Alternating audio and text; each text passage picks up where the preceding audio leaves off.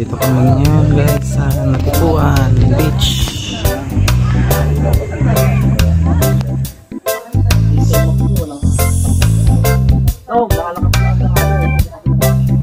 Wala na masyadong bisita.